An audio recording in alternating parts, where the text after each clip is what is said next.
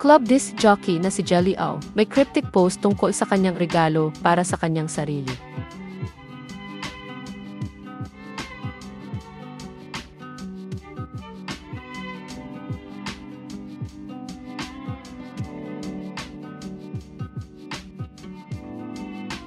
Usap-usapan sa social media ang cryptic post ng club disc jockey na si Jelly Au sa Instagram Stories.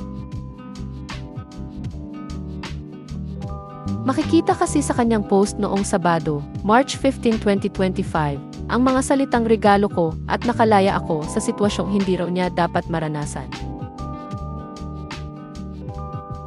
Sabi niya sa kanyang post sa Instagram Stories, regalo ko na sa sarili ko yung nakalaya ako sa sitwasyong hindi ko deserve. Tinapos na kaya ni Jelly ang lahat sa kanila ng kanyang fiancé na si Jam Ignacio. Hindi na kasi makikita sa kanyang Instagram account ang ilang litrato na magkasama sila ni Jam. Partikular na ang post ni Jelly kung saan inihayag niya ang pagkabigla niya sa ginawang wedding proposal sa kanya ni Jam sa mismong birthday niya noong November 2024.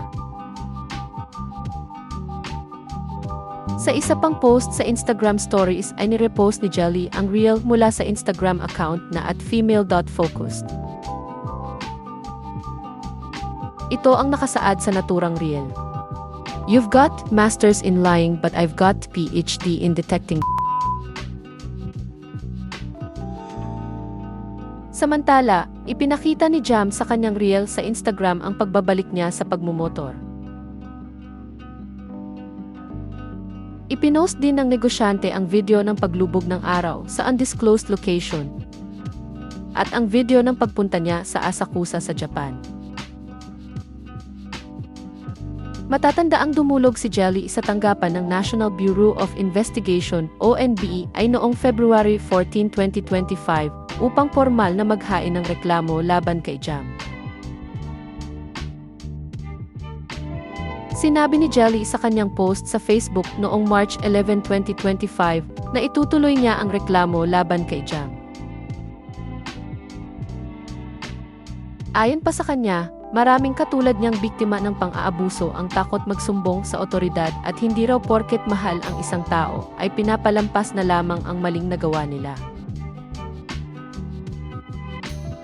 Sa ngayon ay friends pa rin sina Jelly Au at Jam Ignacio sa Facebook at nakafollow pa rin sila sa isa't isa sa Instagram. Makikita pa rin sa intro section ng Facebook account ni Jam na engaged pa rin siya kay Jelly.